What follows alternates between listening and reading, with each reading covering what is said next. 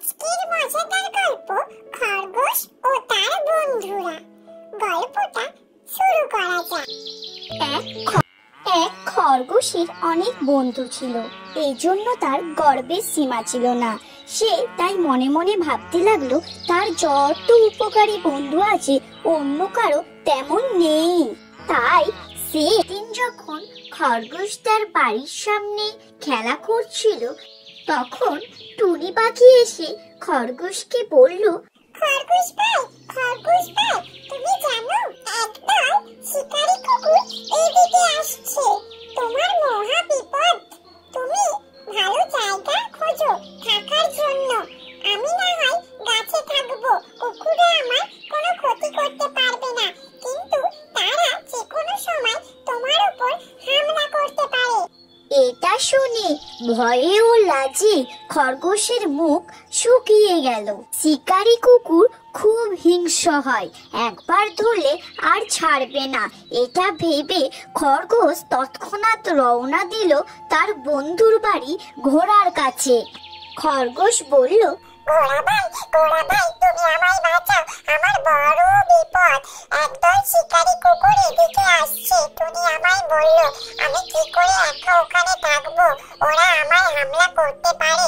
তুমি আমায় বাঁচাও ঘোড়া ভাই, তুমি আমায় বাঁচাও। ঘোড়া এসব কথা শুনে বলল, ভাই খরগোশ, আমি তোমার উপকার করতে সবসময় রাজি, তবে এখন আমার ভীষণ জরুরি কাজ রয়েছে।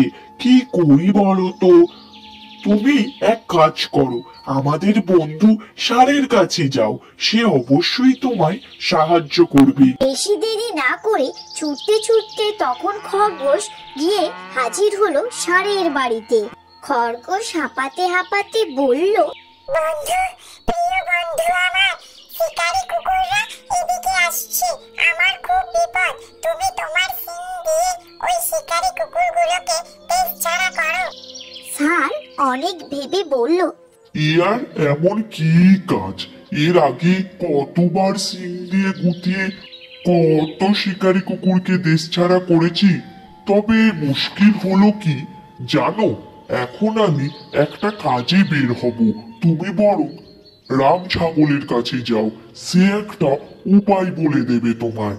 তৎক্ষণাৎ খরগোশ ষাঁড়ের কথা মতো রাম ছাগলের বাড়িতে এসে পৌঁছলো। খরগোশের কাছ থেকে সম্পূর্ণ ঘটনা শোনার পর রাম ছাগল বলল, এ আর এমন কি কঠিন কাজ, তবে তাকে এখনই জরুরি কাজে বেরিয়ে পড়তে হবে।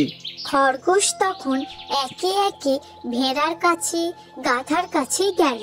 সকলেই তাকে সাহায্য করার প্রতিশ্রুতি দিল, তবে তাদের প্রত্যেকেরই কোনো না কোনো জরুরি কাজ রয়েছে। অবশেষে খরগোশ বন্ধুদের সাহায্যের আশায় না থেকে প্রাণপণে শিকারী কুকুরের নাগালের বাইরে যাওয়ার জন্য দৌড় দিল। নীতি কথা, বিপদের সময় যে সাহায্য করে সেই আসল বন্ধু। আমার গল্প ফুরলো, নটি গাছটা মুড়লো। এইরকম নতুন নতুন মজাদার ও শিক্ষণীয় গল্প পেতে আমার চ্যানেলটি সাবস্ক্রাইব করে পাশে থাকবেন। ধন্যবাদ সম্পূর্ণ গল্পটি দেখার জন্য।